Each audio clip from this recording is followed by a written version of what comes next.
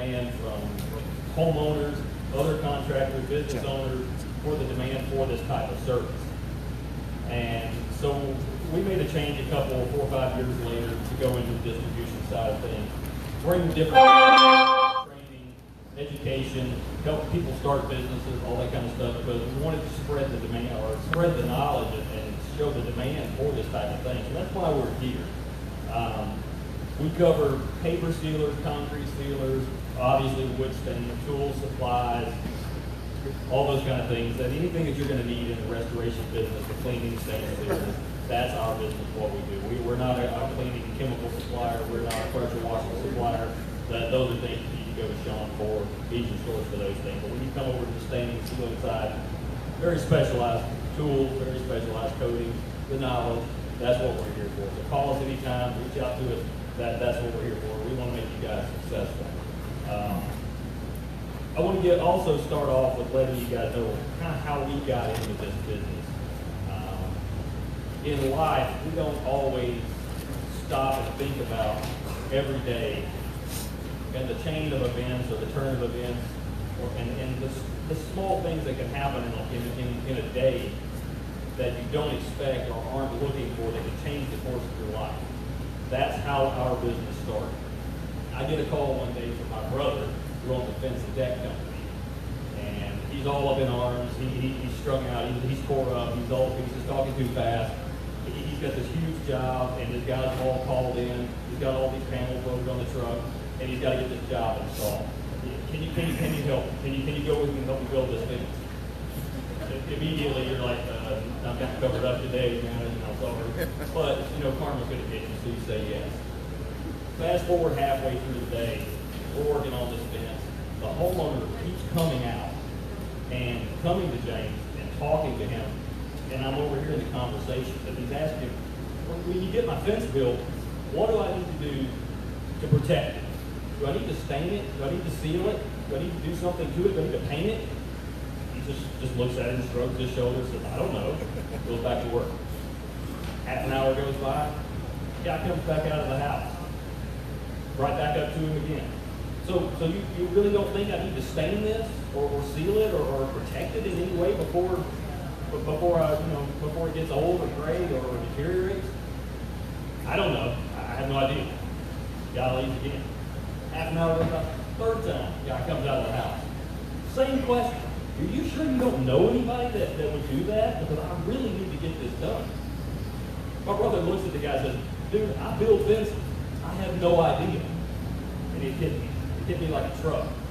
This guy probably lives in a $500,000 house, has a $50,000 pool we're building a fence around. He just spent $10,000 on a fence to go around this pool, and he's standing there with a handful of money in his hand, trying to force it down his throat because he wants this fence stained.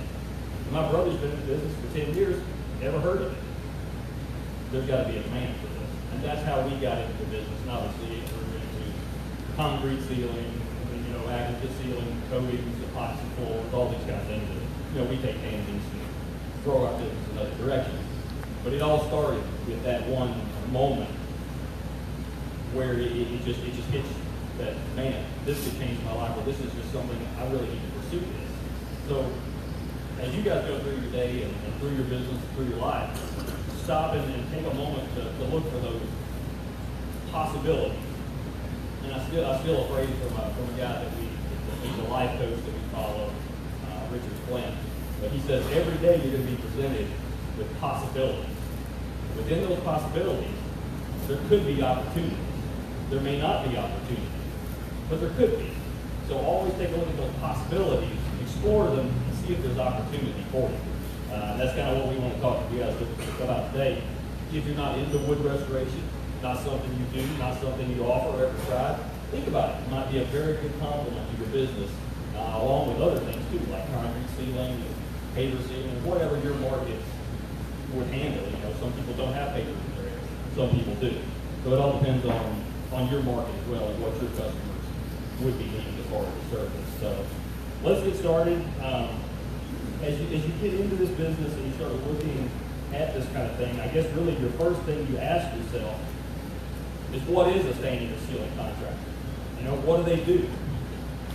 This is our company shop. shop from my partner Ben and myself when we first started the company. No, not really. We cleaned up, microwave stuff. But you have to ask yourself as you're going into this, what are you going to be doing? What do these people do? They're not pressure washing contractors. They may use pressure washers. They're not necessarily cleaning contractors, even though they clean. But understanding the business, understanding the industry, and what you are and how you're going to go about marketing that is going to be your key to success. And I know we all want to jump in and start break out the strippers and start unrolling our hoses and waving our wands and all that kind of stuff and talking about all the technical aspects and the fun stuff here. But the understanding the business aspect is kind of, I think, is the beginning point of this. I want to spend a little time talking about the business aspect of it, things you're going to do even before you get to the job site as you try to build a business or explore this business to see if it's something you want to do. And as we look at that business model, wood restoration is what we're talking about today, obviously. That's going to be our focus. But those contractors typically build businesses on a much larger business model that include a lot of other stuff. If you can't hear me, wave at me or something like that. I'm just an old farmer in this microphone thing, so, you good? Okay. Deck staining, fence staining, that's your wood part. That's what you're going to see on the wood side. Obviously, you're going to run into other things like cabins and cedar siding or a bridge or an arbor or random other types of outdoor wood. But typically fences and decks are going to be your main focus. It's going to be the bread and butter of what you're going to see in wood staining. As you expand out into the business model, you're going to get into concrete sealing, concrete staining, decorative things that can be done, changing the color. You would be amazed at how many customers don't like what they have, whether it's their deck or their fence. It's their concrete, their paper, they don't like how they look, they want them a different color, they want them more shiny, they want them less shiny, they're too slippery, they're not slippery enough. Everybody wants something different from what they have. So play to that with your customers as you're marketing. Play to that. If they're looking for something and you can offer it to them and they're willing to pay you for it, don't turn that opportunity down and just explore it. Obviously, pavers are a big thing. We talk about that a lot in the pressure washing group and the pressure washing industry. Very specialized, very specific locations. If you're here in Nashville, you're not going to do a lot of paver sealing. If you're down in Florida, that's all you're going to do. You don't see concrete in Florida. Here, you're going to see aggregate, you're going to see bruised up concrete, all those kind of things. So once again, your market's going to dictate the different types of services you're going to offer. Stone, brick, block, all your masonry services, masonry surfaces, those are going to be things that are always going to be bread and butter. They're everywhere you go in the industry, in the world, in the business world, residential, commercial, all those services are there. They're high-end services, and people will pay you to protect them. And if you're cleaning those surfaces, it's also going to help reduce the time and the effort and the chemicals you're going to need the next time you come back to clean that surface, because you've slowed down the growth of the mold, mildew, the contaminants, those kind of things. So industrial and garage floors, once again, another very specialized niche. Definitely not something we're going to talk about today that involves a lot of specialized equipment, grinders, vacuum systems, things like that.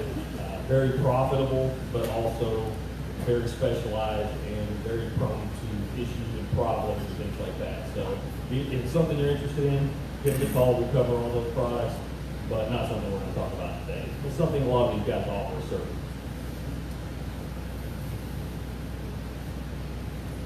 All right, back to these guys again. So now they know pretty much what they do, what they offer, or at least the possibilities of the options that they have in their business. So what do? They want to learn more about it. They want to explore more into what they need to do as far as the training, getting the technical knowledge, growing their business, or even starting their business if they haven't started their business to even go forward on that.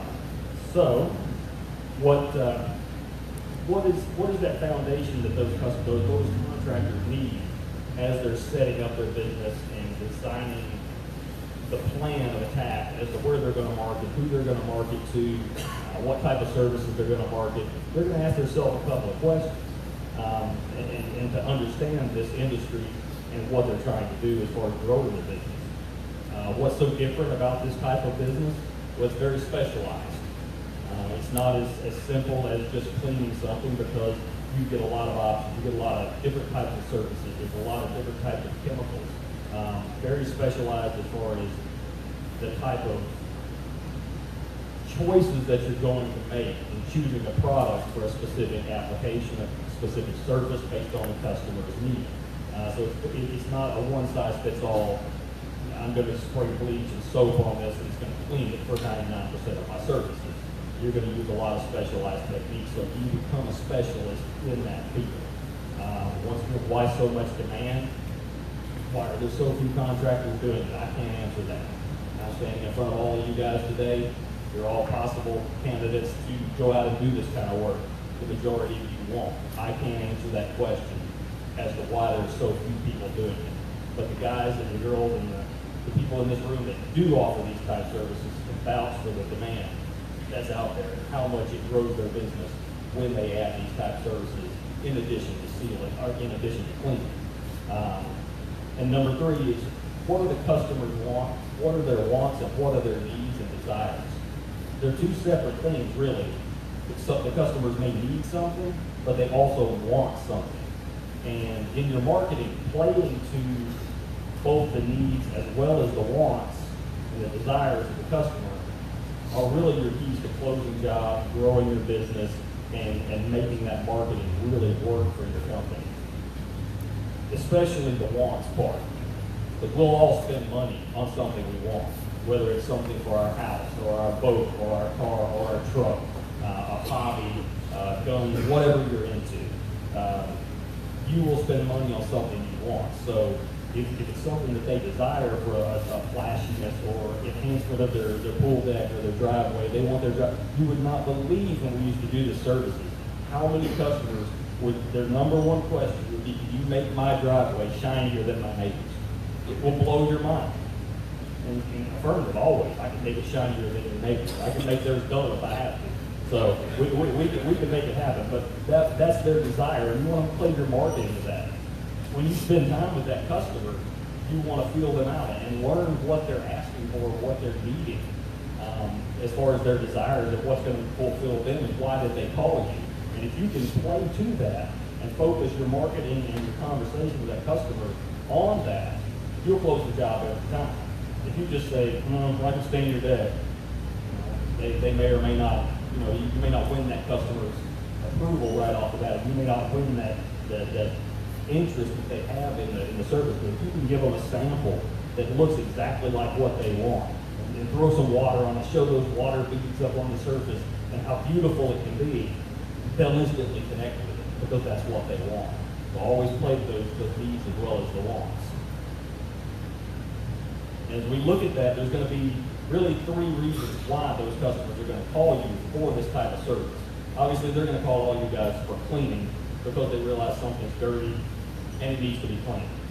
But when they're calling you for staining a deck or staining a fence or a driveway or whatever type of surface that they're contacting you to preserve, protect, beautify, all those things, those are the reasons that these guys are going to be calling you. And understanding those reasons are important. Preservation, obviously, that's number one. That's me. That's the engineering mind. That's the foundational reason somebody would call to have somebody protect their deck or their fence because they want to protect it long term. It's an investment, and they want to protect it. Same reason you would change the oil with your car. Why you would wax your car. That's the boring reason people call it. Unfortunately, it's not the number one reason people call it. But you can get a lot of logical-minded people that will call for those reasons, and understanding that if that's what they want, you want to focus on that in your marketing. The tent is leaving. You want to focus on that in your marketing because if that's what they're interested in, you want to talk about how long this thing's going to last, how it's going to protect, how it's going to stop the mold and mildew from getting into their wood and breaking it down, or the freeze-thaw cycles in their concrete. Focus on that. The second one is the number one reason that people are going to call you for any type of this service, especially decks or fences, is beautification. They want it to be pretty. They want it to look better than their neighbors. They want to impress someone. That's why they're going to call you. It's not because they want to protect it. Most of the customers that you're going to be dealing with in this type of a business have plenty of money. They're well off. They're successful business people. If that fence rots to the ground, they can replace it. They have the ability to do that. But they want it to improve. They want it to look a certain way. It needs to be a certain color or a certain texture or whatever type of service you're working on. That's going to be the number one thing that these people are going to be calling you for. So focus on that.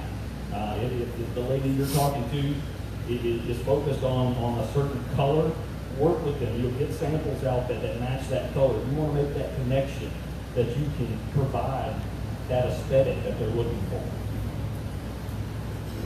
And the number 3 reason is obviously going to be restoration, because they didn't follow one or two. They went too far, or they used a garbage product, or they hired a contractor who didn't properly prep or properly apply or choose the right product. This deck right here, this is one that I personally stripped a long time ago. It looked terrible. When you pull up on that deck, it looks like it should have been torn down from the old stain, peeling and chipping and flaking off of it. The dogs have clawed it up. They haven't maintained it. They haven't took care of it.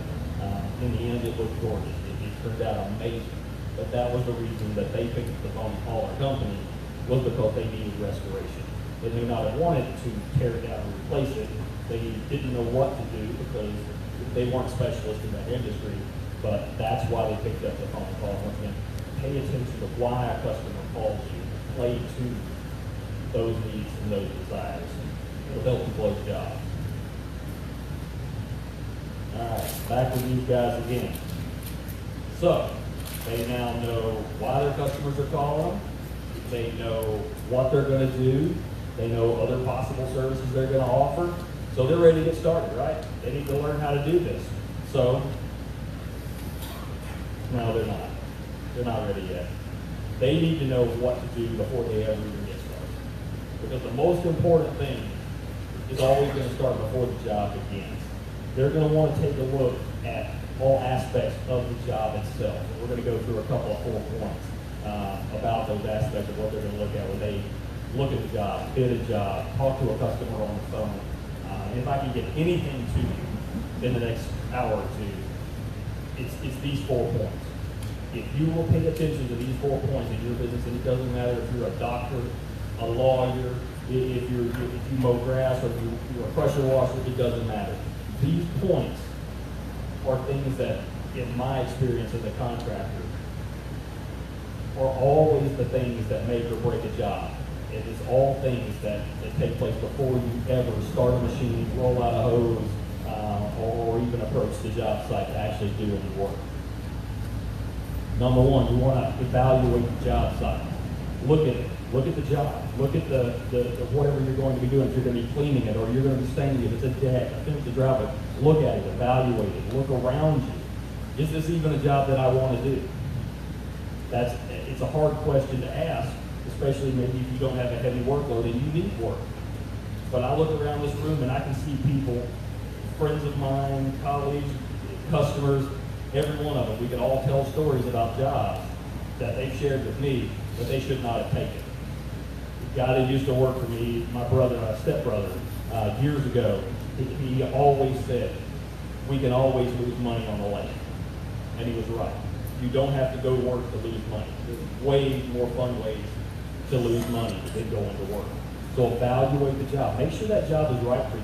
Make sure it's something that you have the ability to do, the capability to do. And make sure it's a job that you want.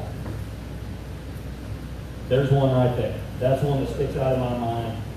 I went through my old photo album, and as this goes through, you're going to see kind of a historic photo trip through my old photo albums of jobs that I personally did. These are jobs we did when we were a service company. So I'm connected to all these jobs and answer any questions about them. And if you have any questions, always, you guys wave at me, throw your hand up. That's what this is all about. But this is one that jumped out to me as I was looking for an example of, do I want this job?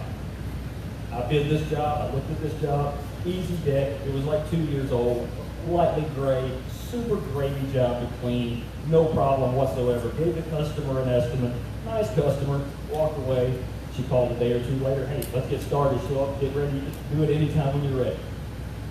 We show up. No one home. Big heavy grill on the deck, tons of furniture on the deck, no one home. See anything with that picture that stands out to you? There's no way to get to it. And it's not low to the ground. And it has railings and fence all the way around it. Yeah, we had to go back to the shop and get a huge extension ladder, come back to the job site, and climb up and down off of the deck on a huge extension ladder because there's no way to get to it. Yeah, and it was such a small deck. We didn't bid it outrageous. We made a little money on it when it was said and done, but the trouble that we went through to do this job was not worth taking the job, because once we got up there, we had nowhere to put the furniture. Where do you put the grill? Where do you put the chairs, the table, all the things up there? There's nowhere to put it because you can't get it off the deck. Doors are locked. No one's at home. Just things that you wouldn't think of when you first approach the job, that you really should take the time to go, man, I don't want to do this. This just like a bad deal. How did I stain it?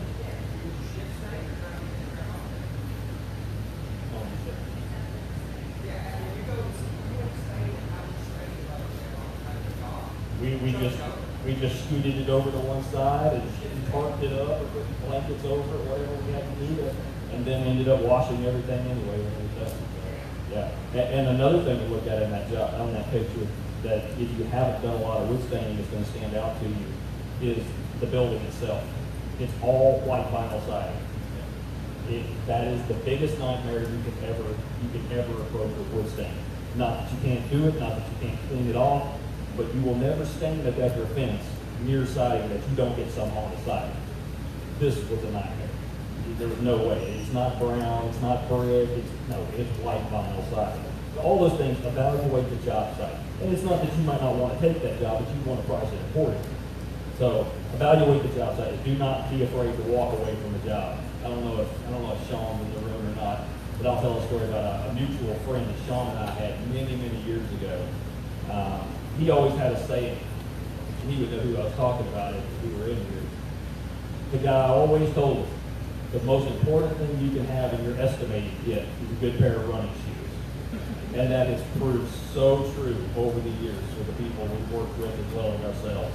Sometimes it's just better to run away, get away from it, because you can go down the street and do a better job and make more money with less headache. So evaluate your job site. Number 2, this is a good one, customer evaluation. Do I want to work for this customer? And that's probably even more important than the first one, because the job site will give you problems, but you can handle those problems. You can't handle crazy people. You can't work for them, you can't satisfy them. They sue you, they turn you into the Better Business Bureau, they rape your Facebook page. Evaluate the customer. Make sure the customer is somebody that you can actually please. Make sure that that's somebody that you can actually do the job for, and they're not crazy. That's really the key. You don't want to work for crazy people. There are people that are out there every day. We all work for them that you can't satisfy. So look at that. Make sure you evaluate your customer. I think I had an example of that one. Yeah, we were working with a customer right now. He's one of our great contractors. We've worked with him for years. Phenomenal guy. He's going through a situation right now where it was exactly like this. He called me. We went back and forth over the job. That was a paver job about probably a year and a half ago. And it came down to it like, you got to get away from this job. It's a bad deal. This customer is way too picky. You're calling me with questions that you should not be calling me with, because she's asking you questions that she should not be asking. She's questioning your professionalism, your knowledge, your ability to do the job site. Ended up, she didn't want him around the pool, didn't want him doing any washing, stripping, sanding, anything of the pavers. She wanted to do all the prep herself, and he just come in and spray the seal. Yeah, big red flag. Unfortunately, he took the job. She did a terrible job sanding, used the wrong kind of sand, left air pockets in it. They neglected to tell him that there was some old sealer on the pavers that she had put on years previous. So we're still dealing with this issue. This lady's crazy. She's all over the manufacturer. She's all over us. She's all over the contractor. And she did all the prep. So it's on her, technically. It's on her. She can't blame him because all he did was pull the trigger and spray the stain, or spray the seal. But if he had stopped and evaluated this customer and said, wow, I'll never please this lady, I got to get out of here. he wouldn't be dealing with it today and losing money on a daily basis over that. So very important. Always evaluate your customer. Make sure it's somebody you want to work for and don't feel like you can't walk away. All right, the job proposal itself, that one's pretty straightforward. It's something I wanted to mention to you. Be fair to yourself and the customer and make sure you get everything in writing. You know that from any job that you do, whether it's pressure washing or whatever industry or business that you're in, if you're carpet cleaning or washing windows, it doesn't matter. You want to make sure you get everything in writing, because if you don't, that problem customer will come back and get you and blame you for something that you did or didn't do that you weren't supposed to do or you were supposed to do. So as far as pricing also, be fair to yourself. You want to make money, you want to get paid, but you also want to make sure that that customer gets a fair price as well, because your reputation's on the line as a professional contractor. Managing expectation and liability. This pretty much goes to just letting the customer know what to expect. You want to make sure that customer knows that every job is unique and their job is especially unique. And the things that you see that could affect the outcome of that job, you want to make sure you let that customer know that right up front. Don't try to hide it. Don't say, well, they probably won't see it, or it's not something that's going to make a difference, and maybe we'll get away with it. Let them know right up front. Maybe they've got boards that don't match each other, or maybe they've got some concrete that's got an oil stain on it. Be right up front with it. Let them know this spot will not match the rest of it. This was here when I got here. It's going to be here when I leave. You know, if there's a crack in their driveway, how many times do we get calls from customers? Well, I can still see the cracks in my driveway after I sealed it.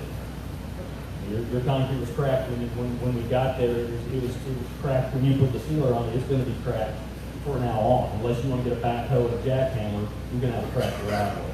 But let people know that right up front, because they may not know, or maybe they don't have the professional background that you do or the experience that you do. So let people know that right up front.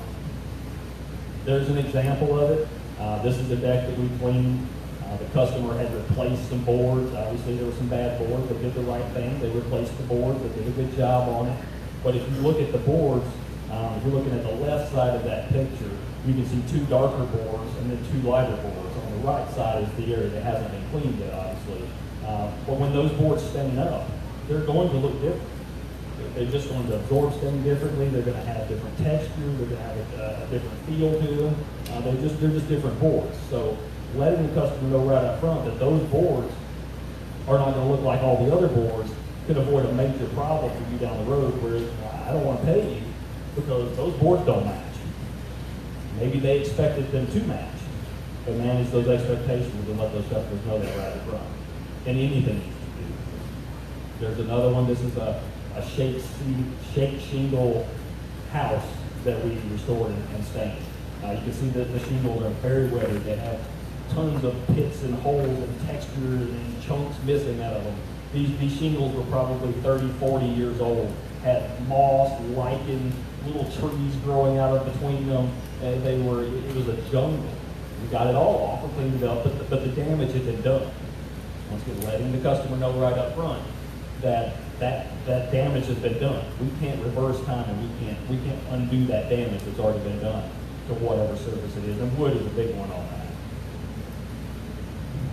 All right, let's get to the good stuff. Let's talk about what we're going to do when we actually do the job. We've talked about the business part of it. I know that's the boring part, but that's the part that's going to make your business successful, is understanding those pitfalls and the business part and the bidding and all that kind of stuff. So I wanted to throw all that in there.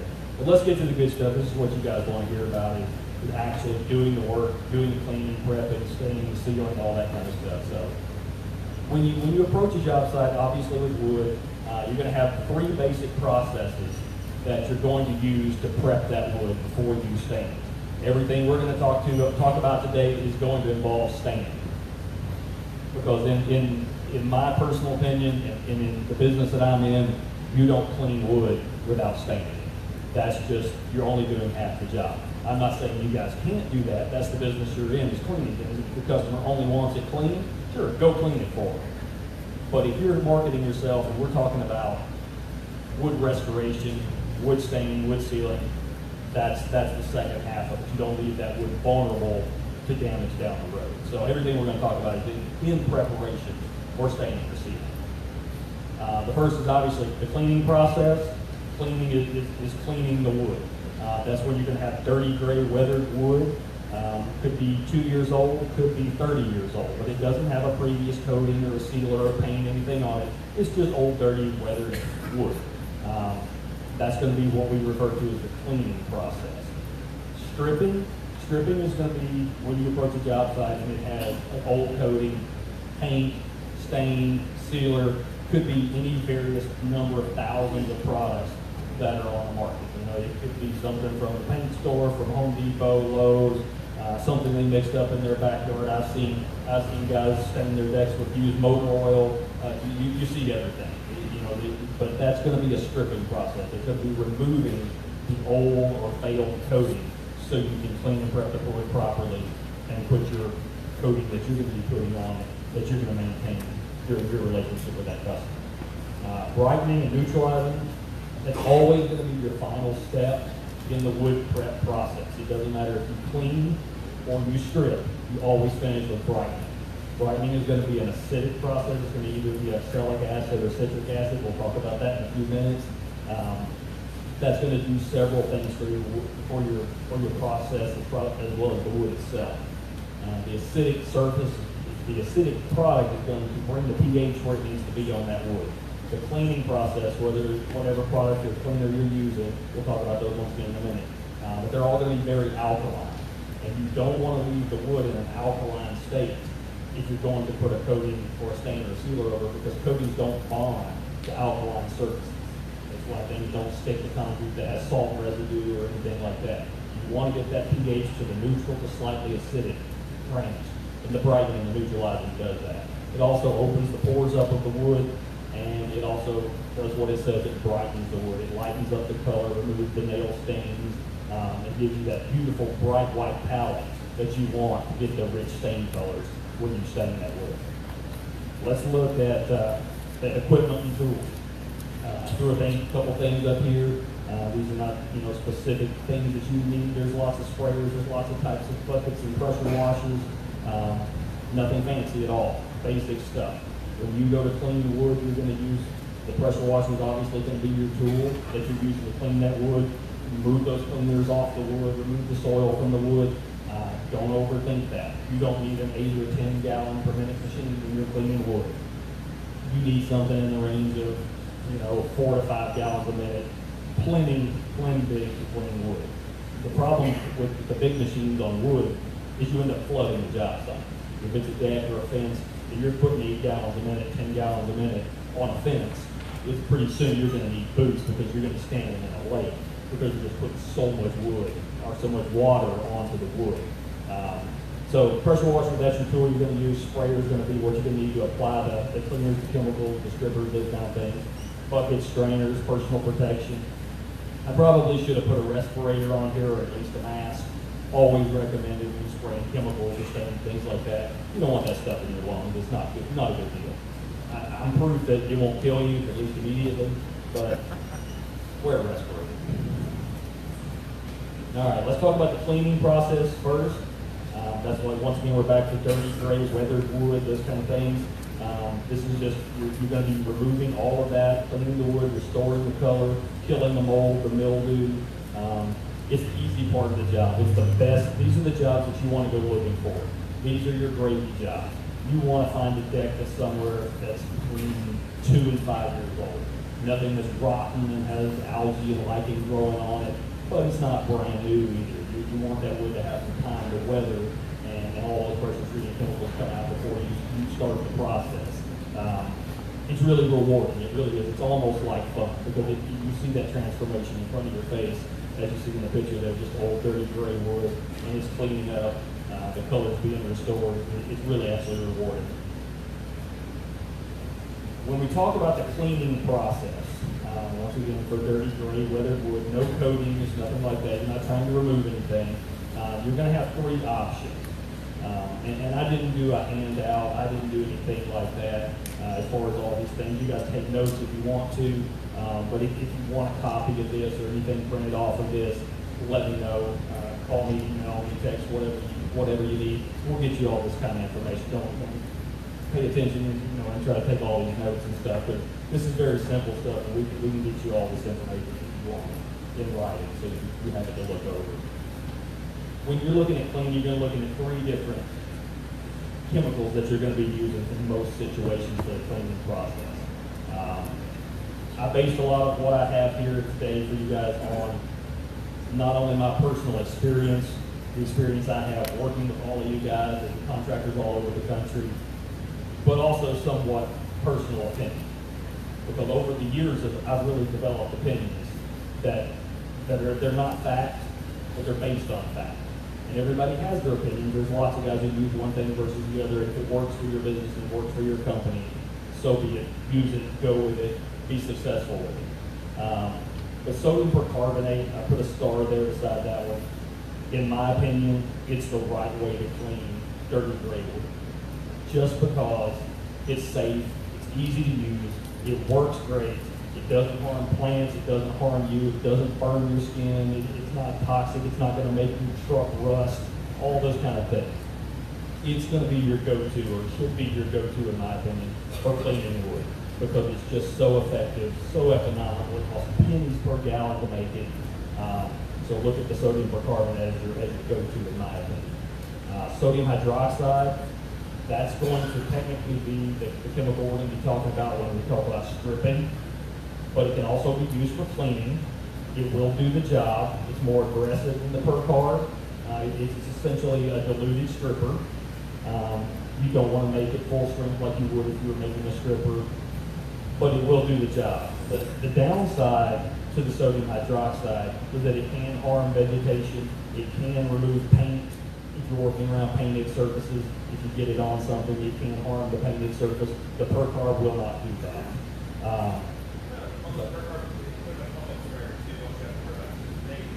It does. It does. It releases oxygen. It's basically an oxygen bleach, is what it is. It releases oxygen. You got it. Most of the sprayers, I didn't bring the one in here, the one that we normally sell for cleaners and brighteners, but it has a relief valve on it. It has a little pop-off valve on the top, and that's what that's for. So if you do leave it in there, it does produce a lot of gas and overpressurize the sprayer. Absolutely. Absolutely. Yeah, that's a good point. The sodium hydroxide, once again, it is a diluted stripper, basically. It will do the job. Probably the worst thing about the sodium hydroxide as a cleaning chemical, if you choose to go that way, is it does soften the wood fibers. So it will sometimes fuzz the wood, where the percard, once again, won't fuzz the wood or soften the wood fibers. Tim looks like he just saw the light. Dwell time for sodium percarbonate really depends on, we're going to talk a little bit about the process with each one of those in a minute, but it really depends on how soiled the wood is, how old the wood is, how gray the wood is. If it's 2-year-old wood and just a lightly gray, maybe 2 to 5 minutes. It's going to do its thing. It's going to do its job. It's going to boil up, kind of get foamy on the surface, and cook all of that stuff out. And you're going to rinse it right off. If it's really nasty, if it's something like, say, that board right there, that actually came off that job site that I told you the story about with my brother when we started the company, or got the idea for the company. We actually had to tear down a fence that day. He left that out of the process too. When he asked me to go to the job, we had to tear down the old fence when we got there. But that's one of the boards that came out of it. I've used 1,000 of them over the years for demonstrations and training and all of that. But that's when you're going to want to let that percard dwell on the surface for maybe 5 to 10 minutes, something like that. And weather plays a big part in that too. If the sun's shining on it or it's really hot, you're going to have to keep that surface wet. So you may have a little less dwell time. You're going to have to grab your pressure washer and wet that down a little bit to keep it dry out on the surface. Do you want to do this dry or do you wet it first? You pre-wet the surface. That's not a rule. That's my personal preference. That's what I've always found works best. And the reason I say that is if you spray your cleaner directly on the dry wood's going to suck it up. It's going to soak down, way down deep inside the wood. And you don't necessarily want that cleaner down deep inside the wood. You want it up at the top where the wood is gray, dirty, and molded and mildewed. So you pre-wet it, kind of saturates those pores in the wood, and then you put your cleaner on and it stays right up there at the top where you need it to be. But once again, that's personal preference. You can't do it either way. All right, sodium hypochlorite, that's something that you guys are all familiar with, that's bleach. Most of you guys, if you're pressure washing or cleaning, you've got bleach on your truck. I'm not going to tell you you can't use it on your wood. It works. It will clean the wood. It will kill the mold and mildew. Just in my experience and working with lots and lots of contractors and lots of jobs, it doesn't do as good a job of prepping the wood for staining as the other two methods. The bleach will leave the wood looking ashy, a little bit bleached out technically. It's going to take the color out of it. And it kills vegetation, it's harder to use as far as, working around other things. I just don't like the bleach. I'm not going to go down that road. Probably the most technical reason that I think bleach is not a great idea on wood is it hollows out the wood fibers and it leaves them vulnerable. It takes out that, I'm looking for the word, but it's whatever's inside the wood fibers itself. It actually dissolves that and takes it out. It kind of leaves a hollow wood fiber. It's okay if you're going to be staining it afterwards. You're going to be protecting it, but it still leaves the wood a little more vulnerable to weather attack and breaking down over time, which things like the sodium hydroxide and the percarbonates don't do. So once again, it will work. You're going to see guys on Facebook. You're going to see guys all over the place that they're putting bleach on wood, and they're getting great results. I just see better results with the percarb and the hydroxide than the guys who do it daily and do it as a professional contractor. So that's your information on that. And that's as far down the bleach road as I'm going to go.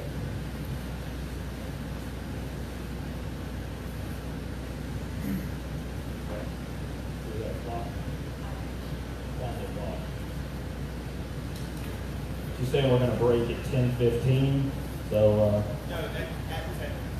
at 10:15. Yeah, you got 40 minutes. Okay. All right, let's talk about those individual cleaning chemicals as we're talking about the cleaning process. The sodium percarbonate, we're going to start there again. Once again, start beside that one. That's going to be what you're going to use on a daily basis when you're cleaning wood. It's going to be your dirty, gray, molded, mildewed wood that you're going to be cleaning up. If it comes in a dry powder form, kind of as a rule of thumb, the starting point is 3/4 cup per gallon. And you always want to use hot water with your percarb because it's hard to dissolve. If you use hot or warm water, it'll dissolve much more quickly and much more completely and not leave those little granules and powders inside your bucket where you're mixing that. Surfactant, throw a little surfactant in there. It could be Dawn, it could be some laundry detergent. Everybody has their own special sauce. I've tried them all. Everything works. You just want to break that surface tension. So if you have a surfactant you use on house washing or roof washing or whatever you've got on the truck, a little dash of that in it to break the surface tension when you're mixing your clean. It goes a long way to helping it really wet out on the surface. The sodium percarbonate, it has a lifespan once you mix it. It activates itself when it hits water. So usually within about an hour, anything that you've mixed, you want to make sure you use it within an hour. If you have something that's been sitting around longer than that, maybe you had to grab a lunch or take a call, whatever, discard it, mix a fresh batch, spend a couple pennies, make a fresh batch, you get way better results because it does lose its strength really quick after about an hour of being mixed. You got a question? I knew you did. Okay, so,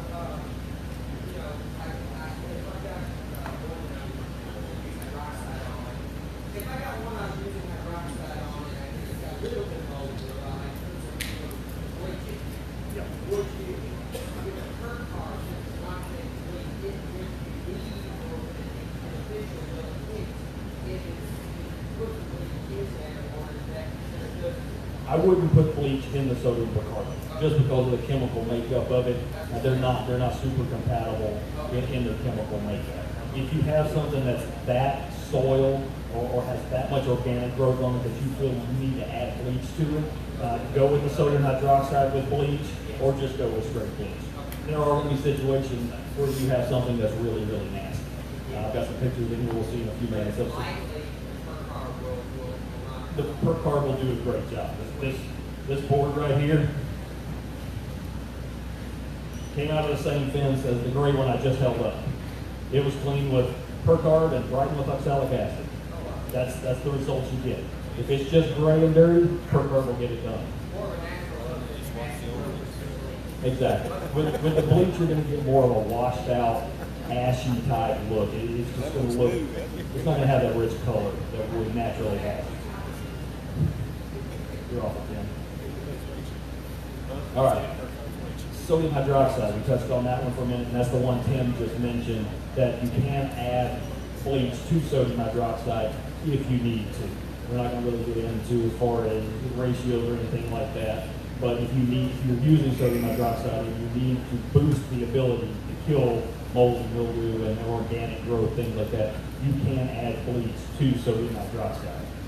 I think Clorox actually makes one that's over the counter, the Clorox Max or something. It is basically sodium hydroxide and sodium hypochlorite mixed together.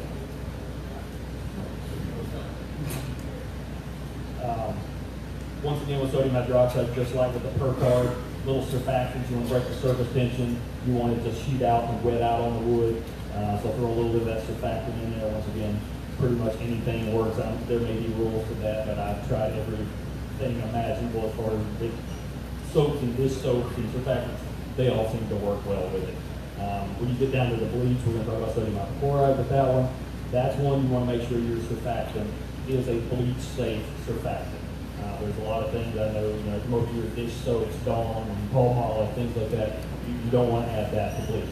I have over the years, many times, most of you probably have, but it's not necessarily safe.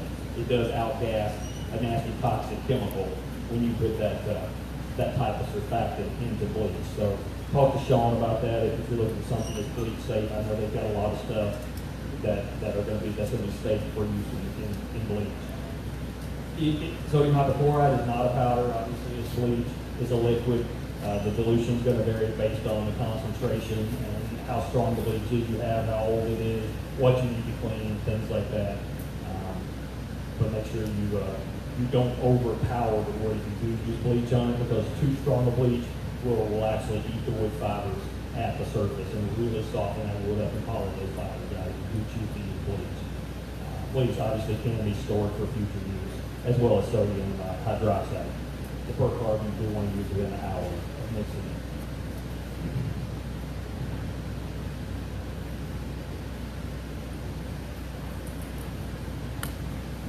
When you're doing the cleaning process, we're still talking about dirty gray wood. There's a question we had earlier. Always pre-wet the wood, especially in hot weather. In hot weather, you want to cool that wood down so it's not vaporizing and evaporating your cleaners off the surface. You want to make sure they stay on there, stay wet, have plenty of time to work. Apply liberally, plenty of cleaner. Soak it down, put it on until it literally runs off. You cannot apply too much cleaner to the wood. Obviously, you can spend too much money on cleaner, but you really can't put too much cleaner on the wood if you're using a Percard especially. Don't allow the cleaner to dry on the wood. If it's a hot sunny day, you put your cleaner on, you need more dwell time. You don't always necessarily have to put more cleaner on. It's still on there, it's still working. Grab your pressure washer, stand back, this is the fence and this is the deck, put a little water on it, re-wet it, it'll keep right on working just as long as it stays wet. Always work in sections. That's a rule, once again, kind of for the same reason. You want to make sure that you're working in an area that you can actually accomplish in a time frame without it drying out on the wood. You want to be able to clean it and then pressure wash it before it all dries out. So working in sections based on the weather. If it's a nice, cool, cloudy day, not a big deal. You're going to be able to cover a lot of ground. It's super hot and sunny, you're going to work in smaller sections. Pressure washing, that's once the cleaner's done its thing, you're gonna wash carefully and thoroughly, all angles and sides of that wood. You're just gonna be cleaning. You're doing what you do every day. Feathering in and out, that's where you've all seen decks that have marks and stripes on them for guys who didn't know what they were doing, or maybe they hadn't had any experience. That's where if you're washing a board and you're trucking down that board and you let off the trigger, or you grab the trigger, it'll leave a mark in that board every time. Always feather in and feather out. If you need to get off that board, just pull the wand away, feather out of that board. You will leave a mark. Is there a range of PSI you don't want to go above? There's not a rule as far as that. You want to use enough pressure that you clean the wood. If the wood is 20 years old, green, moss growing on it, you're going to have to use some pressure. You know, these guys that talk all day long and run their mouth about how they soft wash wood and all this kind of stuff, maybe they do. But without some pressure, you can't get the contaminants, you can't get the mold and mildew, you can't get all those things out of the pores of the wood. You're going to force that out, but you don't want to damage the wood, obviously. If I had to give you a range, I would say, and once again, that's going to be based on your tip too, your flow. You know, you put a 40 degree tip in that's twice as big as what you normally would use, you might be able to crank it up to 3,000 or 4,000 psi. But you're covering such a big area with such a large tip that you're really still not going to damage the wood. And maybe you pull the wand back 2 inches from the wood itself, you dropped your pressure dramatically of where it's actually contacting the wood. But as far as a number on pressure, you're going to get a feel for it real quick. You can take the biggest machine in the world, you can take 5 gallons a minute at 4,000 psi and clean wood all day long, wide open, full throttle, hammer down, as long as you know what you're doing. You're keeping the wand far enough away from the wood. That's really the key. You get the wand away from the wood, doesn't matter how much pressure. So you do what's comfortable for you.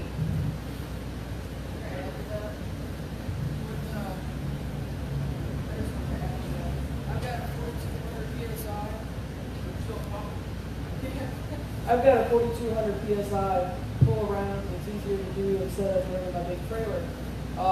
It's just a Simpson 4,200, 4 GPM. I put the white tip in, and generally after I put my finger on, I'm about this far away from the wood, if not farther. So that kind of gives you an idea of what David's saying. Yeah, you can always damage the wood. You know, it doesn't matter. At 1,000 psi, if you put the wrong tip in and get down and cart it on the wood, you can write your name. So once again, it's common sense. And every wood is different. If you're cleaning cedar or a cypress or a softer wood, you're going to have to get back off of it a little bit because it's a softer wood. If you're on old pressure-treated wood, like that board right there, that board was probably 20 years old when we tore the fence down. It's almost petrified, and it's the old school stuff that had all the old nasty chemicals in it that preserved it and made it really hard so it didn't rot. You can crank the pressure up and you can't hurt that wood at all. So in this new cheap wood with the environmentally safe pressure treating chemicals, you have to be much more gentle with that type of wood. Jeff shakes his head. You've seen that, huh? Jeff carves his name and puts his company logo in every deck with a turbo tip. No, that's good.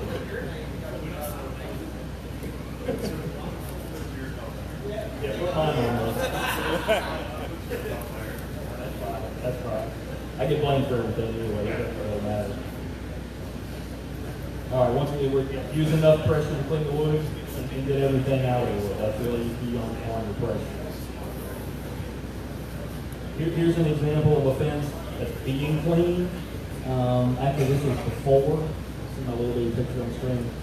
This was a small picket fence. This was probably, I'd say that fence was about 3 years old, 4 years old at that point. It's beautiful. That's a gravy job. It's weathered just right, so the wood is open and porous. All the pressure treating chemicals out of the wood. Easy to clean, ready to go. There's the same fence with the per-card cleaner applied to it. You can see how it's foaming up, it's boiling, it's eating that gray fibers off the wood, it's killing the mold and mildew. It's basically doing the same thing that peroxide would do if you put it on a cut on your hand. It's boiling that stuff out and cooking it out. It's going to foam up on the surface. Once that foaming starts to go away, you're going to notice the wood kind of gets this nasty, slimy color to it. That's going to be your key. That it's ready to crank up the pressure washer and wash that off of it. There we are working in sections on this one. You can see the section that we've already done. It's already been cleaned. Cleaner applied to the next section. Just work your way down that fence. Apply the cleaner. Clean what you can do in a timely manner before it dries out. And just work your way down the fence. Work the same way with the deck. Anything that you're working on. There's the same fence after cleaning. That it hadn't been brightened at that point. You can see the wood is still kind of orange, kind of a dark color. Obviously clean, but it hasn't been brightened at that point. Now, I don't think I have a picture of that fence after brightening, but I've got something that I'll show you a dramatic difference of what the brightening does. I'm going to talk about that in a minute too. That's a little tease there I threw in. That was after staining. We're not nearly to that point yet, but that just shows you how awesome something can look as far as a transformation from start to finish, just from a basic simple process. And the homeowners, they're always so appreciative of the work that you do when it looks so good and it turns out better than they expect. Let's talk about timing. Pressure treated wood is what you're going to run into in most parts of the country. If you're down in southern Texas, a couple places like that in the country, you're going to run into a lot of cedar. A couple places up north, we see a lot of cedar. Most areas of the country, you're going to be dealing with pressure treated pine. Whether it's a fence board or whether it's a deck board, you're going to be running into that. These are brand new boards. This is a fence that has been put up maybe a week when I took this picture. You can see the green spots on it. You can see the pressure treated chemicals still all over the wood, still clogging up the pores in the wood. Even some places in the grain, you can see it coming out of the grain in the wood because it's completely embedded. It's put into the wood under pressure in a liquid form. It's completely clogged up the pores, doing exactly what it's supposed to do. It's clogging up the pores and protecting the wood. The problem with that is that you should not even consider staining that board. I know it looks pretty, I know it looks clean, I know the homeowner may want it stained immediately, but your job as a contractor is to educate these homeowners, educate your customers, let them know it's not time to stain that yet. You've got to let some of that pressure treated chemical wear off that surface naturally. It's got to come out of there. The cleaning process will not remove it. It will remove some, but it won't get it out of the pores. And if the pores are still clogged up and the stain can't get in and get roots, it can't do what it needs to do. It may look beautiful when you leave. It's not going to last 6 months, even the best stain in the world. You just can't get the product in the amount that you need. So timing is very important. You want to let that wood start to weather and start to break down on the surface. You don't want it to rot, you don't want it to deteriorate, but you want it to start to weather on the surface before you ever even approach that job to clean it. There's one showing kind of the perfect time frame. I think that's actually the same fence that was on that the slide that we opened this morning after it was stained. But you can see on the left side of that bush, it's starting to turn gray a little bit. On the right side of that angle, that's already been cleaned and brightened. But that's kind of the perfect timing. That's what you're looking for when you see that job. Yes, sir. How long do you let that beautiful or age? My rule of thumb is I will not stain a deck or a fence if it's not at least 1 year old. I prefer about 1.5 years. That's kind of the sweet spot. So what if like you have some boards that are rotten on an old deck that you need to clean and strip, but it's like 2 or 3 boards out of the whole deck? Let everybody do that. I was just saying, what if you had a deck that needed some boards replaced? You need to clean and strip the whole thing, but you have to replace 2 boards. They want it to be stained right then. What's a good way to work around that? You're going to run into that a lot, especially if you have an area that you're working in where you have a lot of older decks, older homes. You're going to run into that. That picture I had earlier showing those boards that have been replaced. You're going to see that because that's really the proper thing to do. Whether you do it, another contractor does it, the homeowner does it. You obviously want to do structural repairs first. I approach that personally with we're going to go ahead and we're going, as long as it's not massive amounts of repair, all the railings or something like that, we're going to go ahead and stain the deck. Those boards are not ready, but we're going to go ahead and clean it and we're going to go ahead and stain that deck. And I'm going to put you on the schedule for 6 months. And I'm going to come back in 6 months and I'm going to put another coat on those boards that were replaced. I'm going to charge you for it. We're going to take care of it for you, but we're just not going to be able to get the amount of stain into those boards today that you need to protect those boards long term. So we're going to come back in 6 months, put another coat on those boards. So all you would have to do is just put another coat on? That's all you have to do. That's all you have to do. And in 6 months, you might not even have to wash it. Cool. That was my question. If you have It just depends on the job. I mean, if it's a deck that's in the woods underneath a bunch of cedar trees and oak trees and it's nasty, obviously you're gonna have to wash it. If it's on the back of someone's house on the west side that stays in the place in hot sun all day, it's gonna be as clean as the day you left it. If it's only been 6 months, because nothing's gonna stick to it. You stained it, it's sealed up. The water hits it when it rains, it's going to beat up, run all that stuff off. You might have a little bird crap on it, something like that. You just, rinse off or wash off, brush off. But that's how I approach that. Here's one that you're going to get in that same realm of questions. I got that all the time. Customers get that all the time. I have people call me all the time saying, I went and looked at this job and the customer's adamant. They don't want me to clean it. They just want me to stain it. They think I'm ripping them off because I want to clean their brand new deck or their brand new fence. Once again, it's still not even time to do that. But you have to educate that customer. Spend some time with them. Let them know why they need to clean it, even if it's brand new. Why they need to let it age. Why they need to wait that time to let that wood weather and those pores open up. Because that's a question you're going to get a lot in this industry. As far as because the customer doesn't understand that. They think it's a brand new board. It's the prime time to do that. But they just don't have the experience that you do as a professional contractor.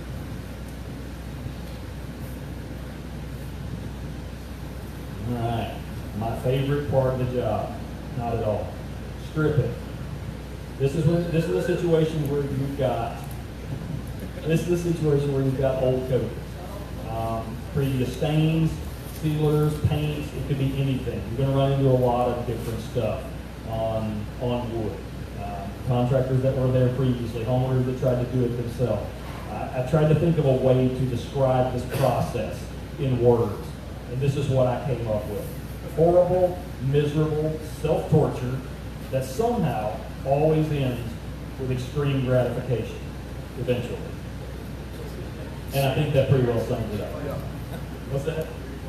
Replace it. Yeah, Jeff and I were talking last night, and he's gotten to the point where if it's an old deck and it's got crap on it, it's going to be a pain to strip it.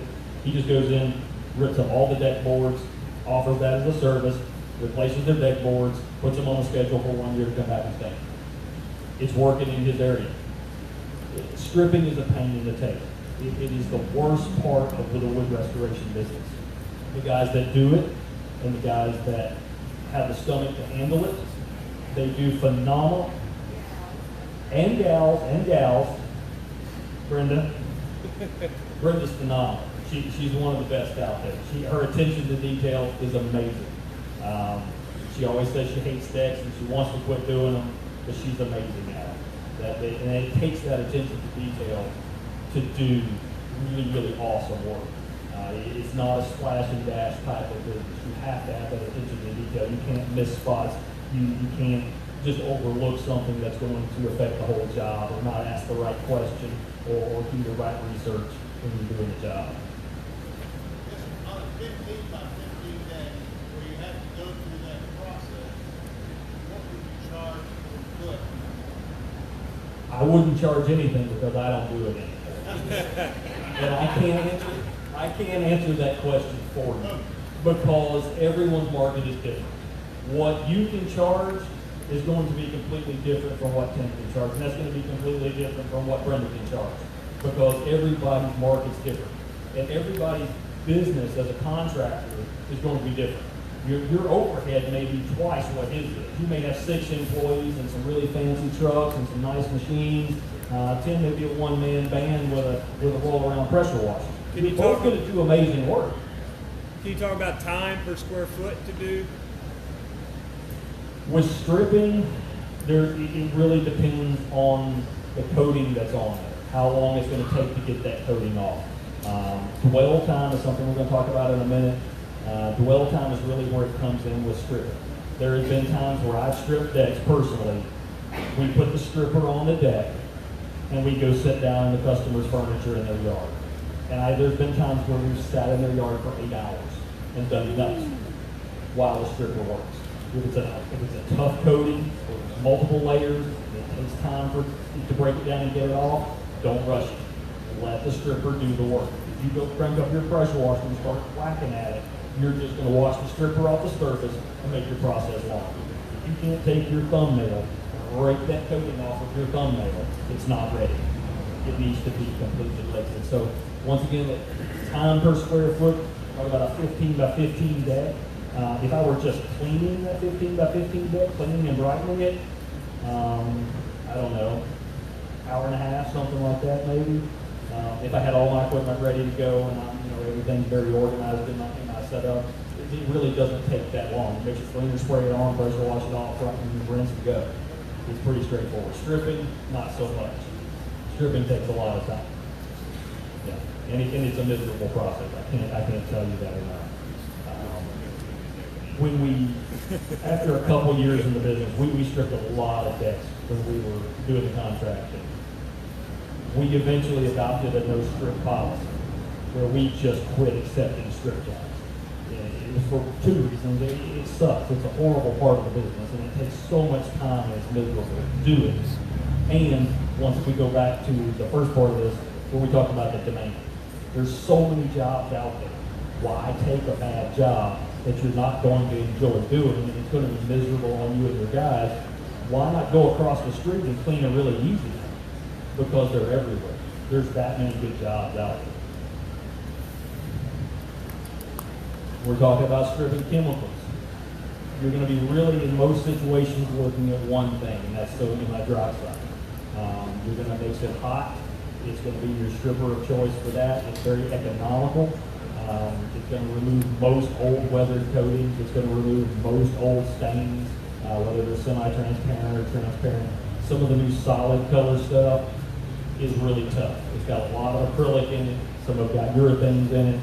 They're really heavy-duty stuff.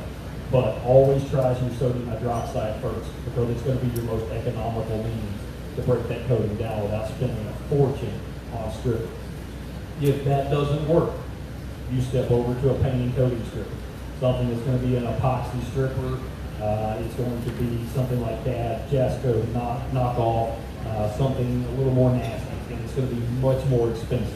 But it's going to remove paints. It's going to remove solid color stains. It's going to remove things like bent over. All these nasty things you really don't want to strip to start with. That's what you have to step over to get those things worked out.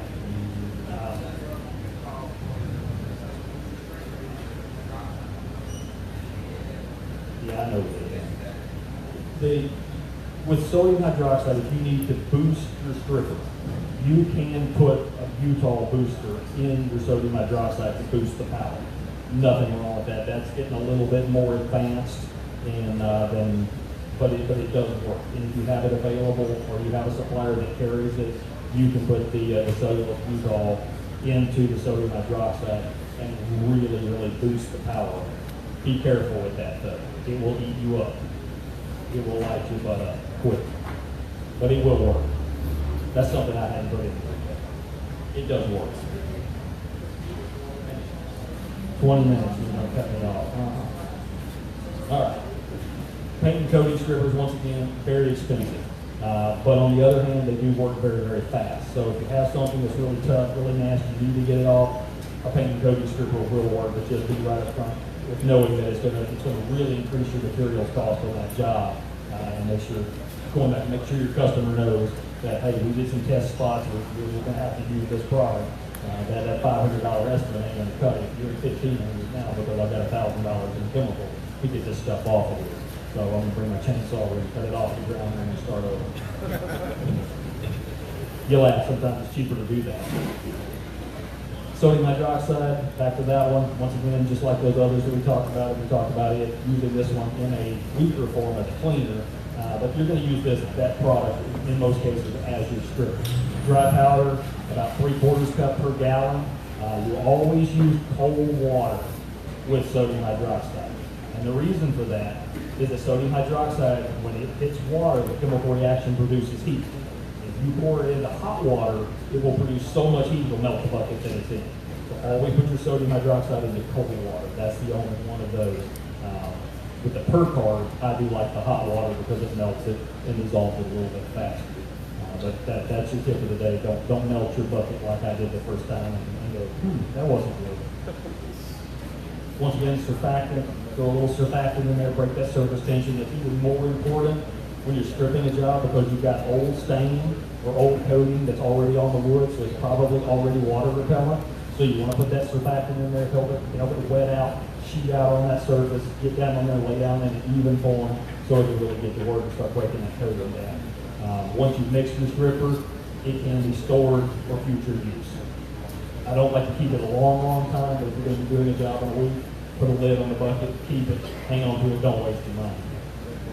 The paint and coating strippers, knockoff, that's the one we carry. Great product. It's not nearly as nasty as some of the other ones on the market.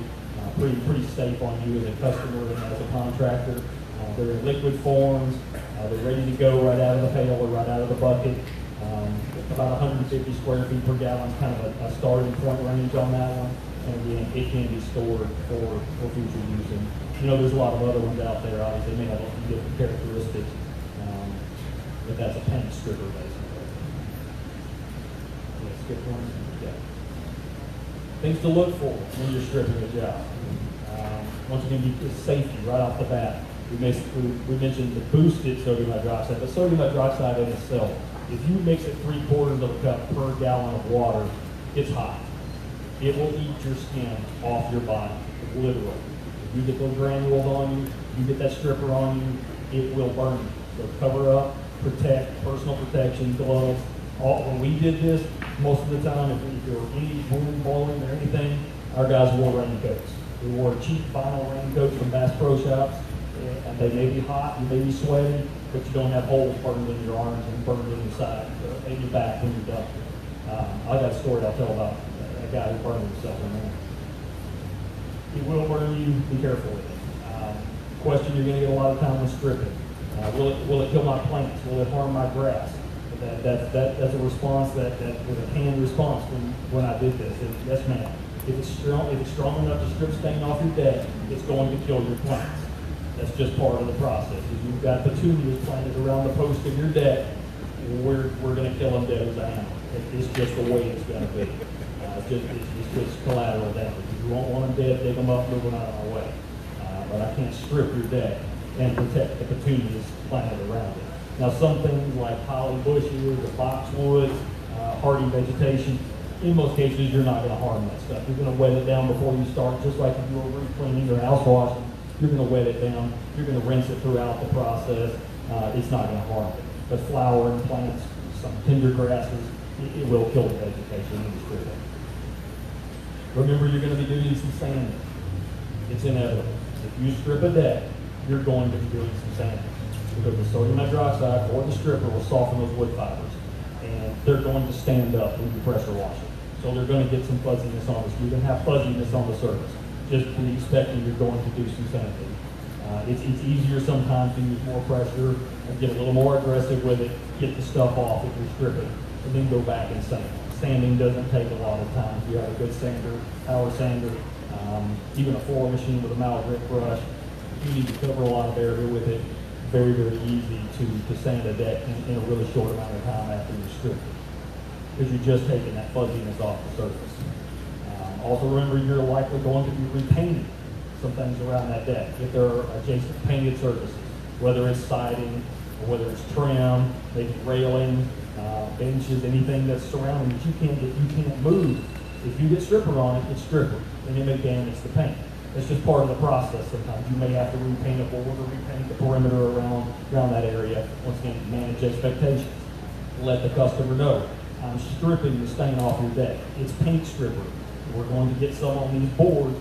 We're going to repaint them. We're going to take care of that for you before we leave. But don't panic when you come out. Don't call the Better Business Bureau or your attorney. There's going to be a little paint missing. We're going to take care of that. Expect that. So once again, manage expectations.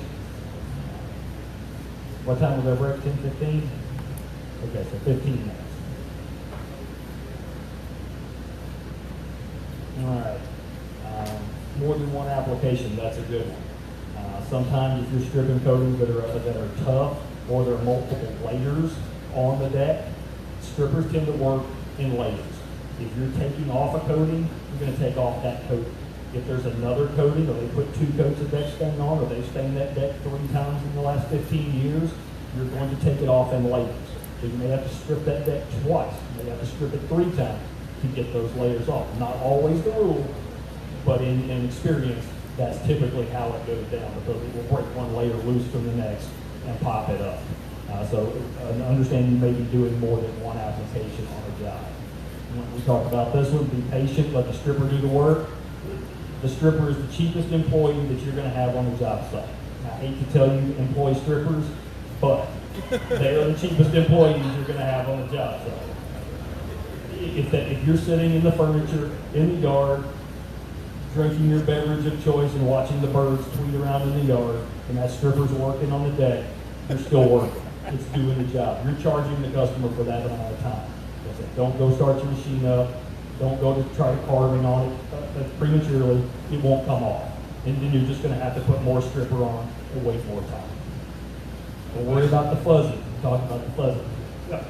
If you cover a layer, apply a layer of stripper and cover it with a tarp or something, will it speed the process or help in any way? It can help. It's not necessarily going to make, if anybody didn't hear the question was, if you put stripper on and then cover it with plastic or cover it with a tarp, does it speed the process?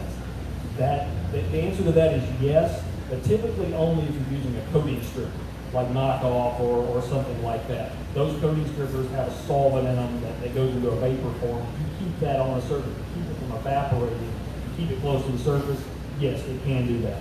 With sodium hydroxide, not so much. It's actually just chemically melting, breaking down that coating that's there. You just want to keep it wet. Now, tarps and covering and plastic, say maybe you've got a deck that's in bright, hot sunshine, and you just can't keep it wet, and you need to keep that coating on, that stripper on there for a while. That might be a situation where you would want to cover that to keep it from evaporating. But the only other thing with that is going to create a lot of heat with that plastic as well, which could cause a problem. If you're causing that stripper to evaporate underneath it. So just keep it wet is really the key. Don't worry about the fuzzies. We talked about fuzzies. You're going to be doing some sanding. You know, everybody wants to get all up in arms and start panicking if they're stripping a deck or washing a deck and the wood starts to fuzz up. Sometimes that's just part of cleaning wood. It's just the way it is. You're going to fuzz up the wood. The wood fibers are going to stand up. You're hitting them with water and softening them with chemicals. Don't worry about it. You're going to take care of that. You're not just going to leave that way for the customer. Obviously, once again, manage expectations. Let them know. This is just part of the cleaning process. This is a plate that had coating on it. We had to get it off. It caused the wood fibers to stand up. We're going to let it dry. The day we come back to stain, we'll do a little light sanding. It's going to look as good as new. All right, here's a couple pictures of some strip jobs kind of going on. You can kind of see a before on this one. You kicking me out? You bringing me chicken? You don't stain decks. Get out of here. I've been trying for 20 years to get you to stain decks. You won't do it. Long as you want me to go? I've got hours working through it.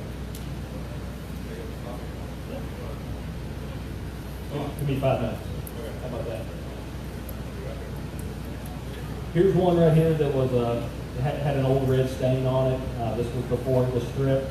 Kind of going to walk through the process to show you a couple of steps of this deck actually getting stripped. I think is what we're doing now.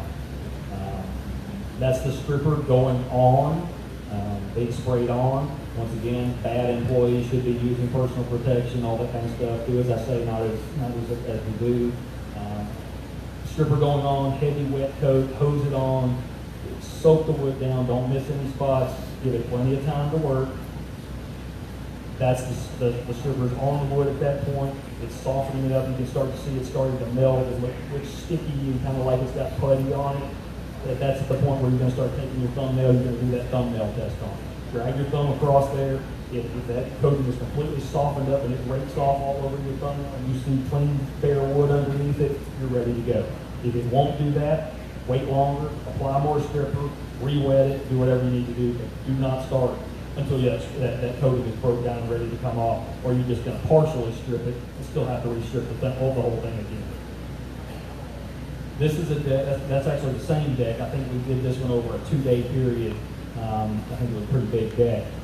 The part on the left, you can see it's already been stripped the previous day, stripped and brightened and rinsed and all of that. Where we started the next day, obviously you can see the stripper is on, it's working. We've used the tarp to cover the pool, obviously keeping any chemical or grit from getting into the pool. But you can see the dramatic transformation of that one from the old failed peeling, flaking stain to just absolutely gorgeous, brand new looking wood on the left. This is one. This is a job that once again stands out in my mind as something that I shake my head at. It turned out phenomenal. There's things that you're going to run into. This was a little cabin. It was actually going to be a gut job. Is really the only reason we took it. They were gutting it, replacing every window, all the floors, everything inside. So there was no worries of water penetration or damaging anything. They just wanted all the old nasty gray stain off this job. Starting, that was a lift job. Starting from the top, working down, stripping one at a time, getting that old stain off. You can see the difference there. Working our way down on that one. Dramatic change. They were actually going to replace all the window trim and all of that, the window seal. And once we got it stripped, got it cleaned up, it looked so darn good. I think they just replaced the window sashes and didn't even have to do all of that. And the wood was still in great shape. It just looked terrible because of all the weather and the old failed stain that was on the surface. All right, we're going to stop there. We're going to take our break. Sean, do whatever you need to do. If you need to say something, good to go. There you are. We'll talk about Bright being the final step when we come back.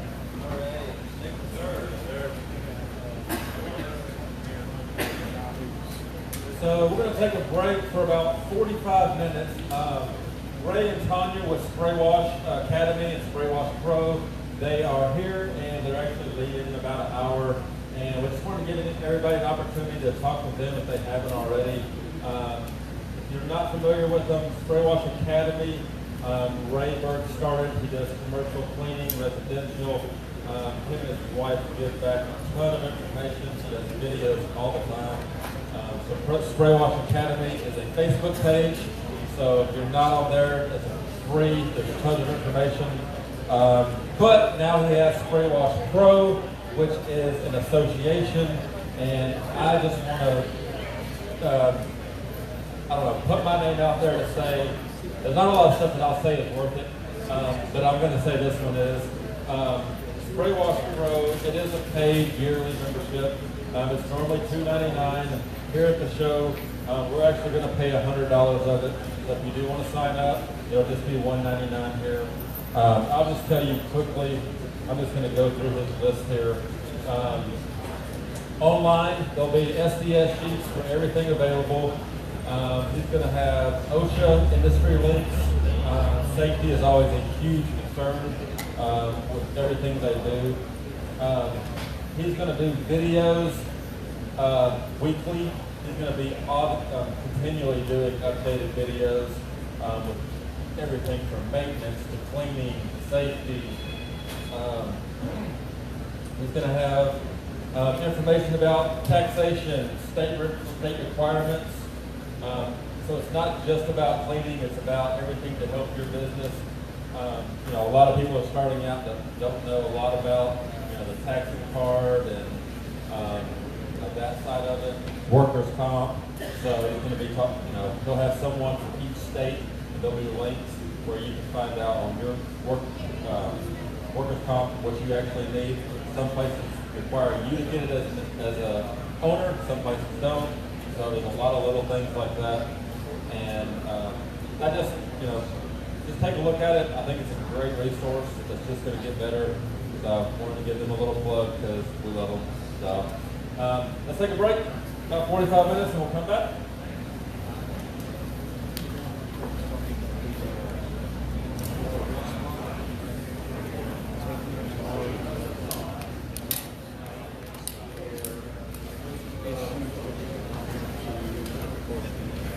No, not for the that big